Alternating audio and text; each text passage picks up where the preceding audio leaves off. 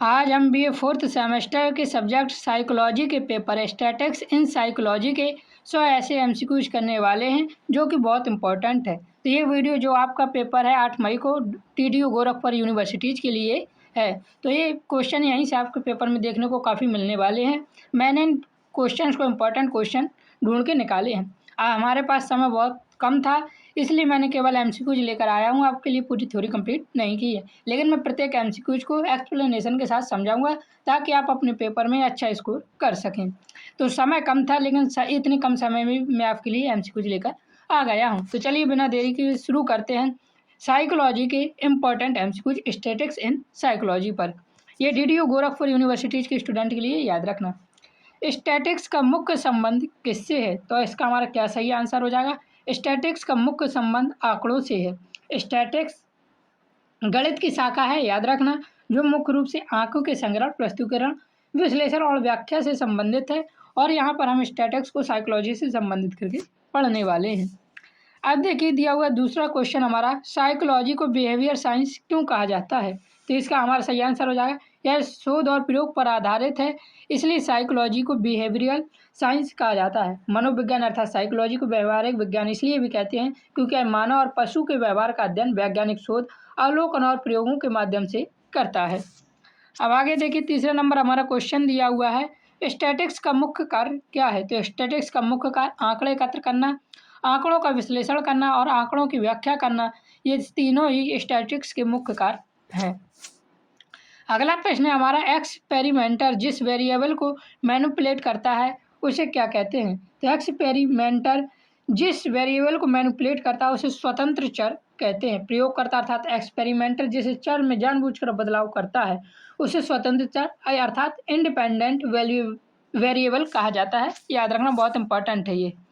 अगला प्रश्न है हमारा, इंडिपेंडेंट वेरिएबल का प्रभाव किस पर पड़ता है? तो इंडिपेंडेंट वेरिएबल का प्रभाव आश्रित चर पर पड़ता है। याद रखना, हमारे साइकोलॉजी से इसमें कम क्वेश्चन, स्टैटिक इन साइकोलॉजी है, इसलिए स्टैटिक्स से ज़्यादा क्वेश्चन है, एक भी MCQ मिस मत करना। तो आश्रित चर कहते हैं इंडिपेंडेंट वेरिएबल के प्रभाव को।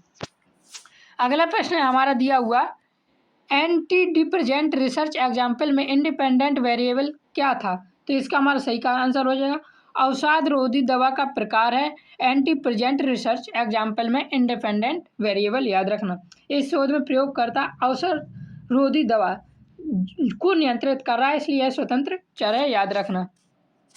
अगला प्रश्न है हमारा दिया हुआ, एंटी डिप्रेजेंट रिसर्च एग्जाम्पल में डिपेंडेंट वेरिएबल क्या था? तो एंटी डिप्रेजेंट रिसर्च एग्जाम्पल में डिपेंडेंट वेरिएबल अवसाद से राहत है, अर्थात डिप्रेशन से राहत है। आगे देखिए दिया हुआ है, क्वालिटी वेरिएबल्स को और किस नाम से जाना जाता है? तो क्वालिटेटिव वेरिएबल्स को और किस नाम से जाना जाता है? तो श्रेणीबद्ध चर के नाम से जाना जाता है। याद रखना। अगला प्रश्न हमारे दिया हुआ, हेयर कॉलर किस प्रकार का वेरिएबल है? तो हेयर कॉलर गुणात्मक वेरिएबल है। आगे देखिए दिया हुआ है, हाइट किस प्रकार का वेरिएबल है? तो हाइट किस प्रकार का है? तो हाइट एक मात्रात्मक वेरिएबल है, इसका सही आंसर हो जाएगा। अगला MCQ है हमारा, फेवरेट कॉलर किस प्रकार का वेरिएबल है? तो फेवरेट कॉलर गुणात्मक वेरिएबल है। याद रखना, हेयर कॉलर गुणात्मक है, हाइट वेरिएबल मात्रात्मक है और फेवरेट कॉलर भी गुणात्मक है। याद रखना। इसमें ये पूछा गया, देखिए साइकोलॉजी है तो इसमें पूछा गया, पसंदीदा रंग एक व्यक्ति की विशेषता श्रेणी को दर्शाता है जिसे संख्याओं में नहीं मापा जा सकता है। तो ये किस प्रकार का वेरिएबल हो जाता है? ये गुणात्मक वेरिएबल हो जाता है। अगला क्वेश्चन है हमारा, नंबर ऑफ चिल्ड्रन किस प्रकार का वेरिएबल है? तो नंबर ऑफ चिल्ड्रन किस प्रकार का? तो असतत वेरिएबल है। बच्चों की संख्या को केवल पूर्ण संख्या 1, 2, 3 में ही गिना जा सकता है, इसे भिन्न या दशमलव में नहीं बांटा जा सकता, इसलिए इसे क्या कहते हैं? असत वेरिएबल या डिस्क्रीट वेरिएबल कहते हैं। याद रखना। अगला प्रश्न है हमारा, टाइम टेकन इन रेस किस प्रकार का वेरिएबल है? तो इसका हमारा सही आंसर हो जाए, टाइम टेकन इन रेस सतत वेरिएबल है। सारे MCQs देख कर जाना, आपको MCQs ऐसे लग रहे होंगे जैसे ये साइकोलॉजी से संबंधित ही नहीं, लेकिन सारी MCQlॉजी हमारे MCQs स्टैटिक्स इन साइकोलॉजी की हैं, इसलिए अच्छे से पढ़ कर जरूर जाना। कंटिन्यूअस वेरिएबल में क्या संभव होता है? तो कंटिन्यूअस वेरिएबल में दशमलव मान संभव होता है। अगला प्रश्न है हमारा, डिस्क्रीट वेरिएबल में क्या संभव नहीं होता है? तो डिस्क्रीटिव वेरिएबल में भिन्न का संभव नहीं होता है। अगला प्रश्न है हमारा, लेवल ऑफ मेजरमेंट कितने प्रकार के होते हैं? तो लेवल ऑफ मैनेजमेंट 4 प्रकार के होते हैं, जिसमें नॉमिनल, ऑर्डिनल, इंटरवल और रेशियो आते हैं। अगला देखिए दिया हुआ है, निम्न में से कौन सा लेवल ऑफ मेजरमेंट नहीं है? तो देखिए, एक्सपेरिमेंटल अर्थात प्रायोगिक होता है, विधि यानी रिसर्च होता है, मेथड रिसर्च मेथड अर्थात शोध विधि भी होता है, और हमारा रेशियो अनुपात भी होता है, नाम मात्र भी होता है। तो इसका हमारा सही आंसर क्या हो गया? अंतराल नहीं होता है लेवल ऑफ मेजरमेंट। अगला प्रश्न है हमारा, नॉमिनल स्केल में मुख्यतः क्या किया जाता है? तो नॉमिनल स्केल में मुख्यतः क्रम निर्धारण किया जाता है।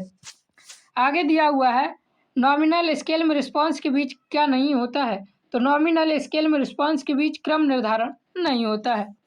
अगला प्रश्न दिया हुआ है, लोएस्ट लेवल ऑफ मेजरमेंट कौन सा है?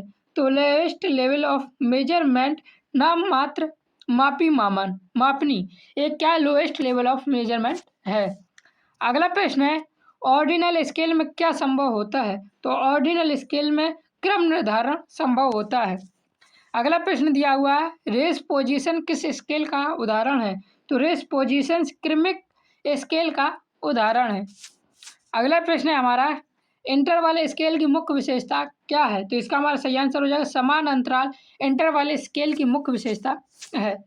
अगला प्रश्न देखिए दिया हुआ है, फ़ारेनहाइट टेम्परेचर किस स्केल का उदाहरण है? तो इसका सही आंसर हो जाएगा अंतराल स्केल का उदाहरण है।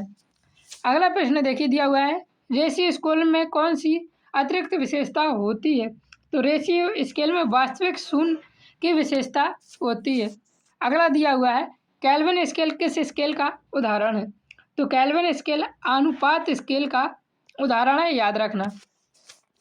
अगला प्रश्न दिया हुआ है, रेशियो स्केल को क्या कहा जाता है? तो रेशियो स्केल को उच्चतम मापन स्तर कहा जाता है, याद रखना। अगला प्रश्न दिया हुआ है, साइकोलॉजी में रेशियो स्केल कम उपयोग क्यों होता है? तो साइकोलॉजी में रेशियो स्केल इसलिए कम उपयोगी होता है क्योंकि मनोवैज्ञानिक गुणों का शून्य नहीं होता है, अर्थात मनोवैज्ञानिक विशेषताओं जैसे बुद्धि, व्यक्तित्व, चिंता में वास्तविक शून्य पूर्ण अनुपस्थिति मापना लगभग असंभव है। किसी व्यक्ति की बुद्धि शून्य कभी भी नहीं हो सकती है, इसलिए रेशियो स्केल का उपयोग कम किया जाता है साइकोलॉजी में, याद रखना।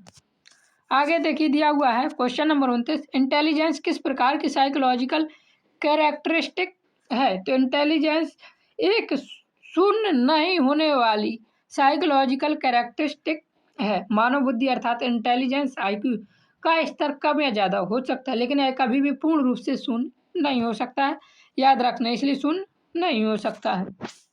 अगला प्रश्न दिया हुआ है, एग्रेशन के बारे में कौन सा कथन सही है? हर व्यक्ति में कुछ न कुछ आक्रामकता होती है। एग्रेशन के बारे में ऐसी मनोविज्ञान के अनुसार अर्थात साइकोलॉजी के अनुसार आक्रामकता हर इंसान में किसी न किसी स्तर पर मौजूद होती है, यह कभी भी पूरी तरह शून्य नहीं होती है। अगला प्रश्न दिया हुआ है, रेटिंग स्केल अधिकतर किस मेजरमेंट लेवल से संबंधित है? तो रेटिंग स्केल क्रमिक मेजरमेंट लेवल से संबंधित है, याद रखना। अगला प्रश्न दिया हुआ है, वेरी सेटिस्फाइड और वेरी डिससेटिस्फाइड किस स्केल का उदाहरण है? तो ये क्रमिक स्केल के उदाहरण है, याद रखना।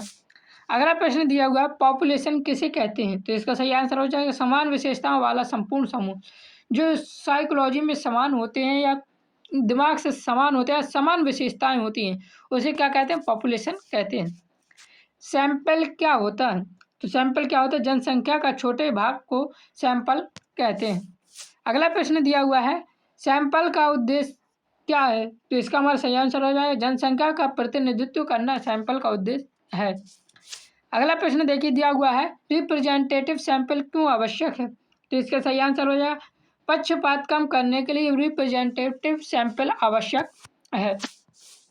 अगला प्रश्न है हमारा, सैंपल बायस होने पर क्या समस्या होती है? सैंपल बायस होने पर परिणामों का सामान्यीकरण नहीं हो पाता है।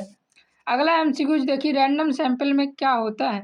तो रैंडम सैंपल में सभी को समान अवसर मिलता है, याद रखना। अगला MCQ, ये सारे साइकोलॉजी से रिलेटेड MCQs हैं। साइकोलॉजी में स्टैटिक साइकोलॉजी में इसी प्रकार से MCQs आपके पूछे जाते हैं, इसलिए देखकर जरूर जाए। सिंपल रैंडम सैम्पलिंग किस पर आधारित होती है?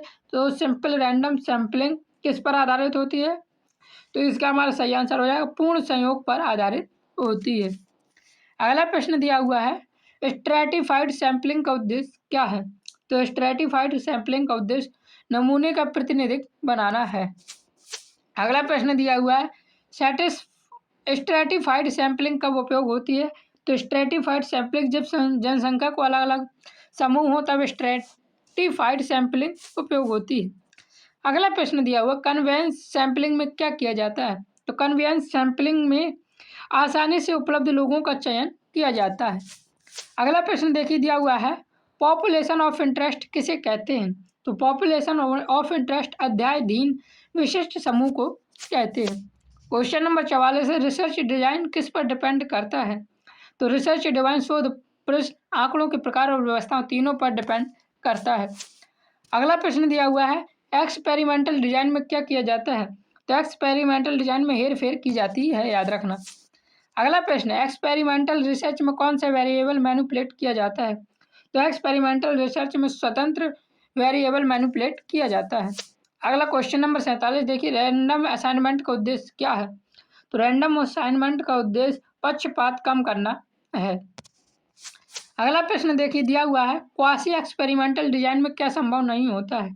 तो यादृच्छिक आवंटन संभव नहीं होता है।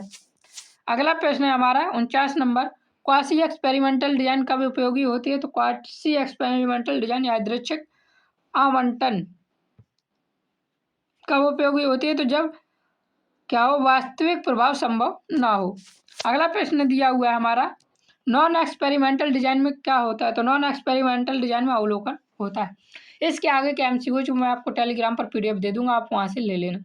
चैनल पर नए हो तो सब्सक्राइब कर लीजिए, यहाँ से आपके एमसीक्यू फंस भी सकते हैं और नहीं भी। इसमें मैं आपकी पूरी गारंटी नहीं ले सकता हूँ, क्योंकि इसके पेपर बहुत कम बार हुए हैं और इसके पेपर भी उपलब्ध नहीं है। लेकिन एक बार पेपर में पढ़ के जरूर जाना, ताकि आपको एक आइडिया मिल सके साइकोलॉजी में किस प्रकार से क्वेश्चन पूछे जाते हैं। चैनल पर नए तो चैनल को सब्सक्राइब कर लीजिए।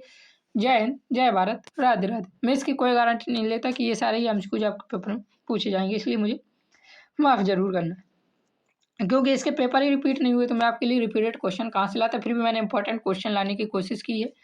Bye bye, Radhe Radhe. Telegram पर मैसेज जरूर करें पीडीएफ के लिए, मैं आपको इसका पीडीएफ फ्री दूंगा, बाकी और सब्जेक्ट के पीडीएफ पेड है।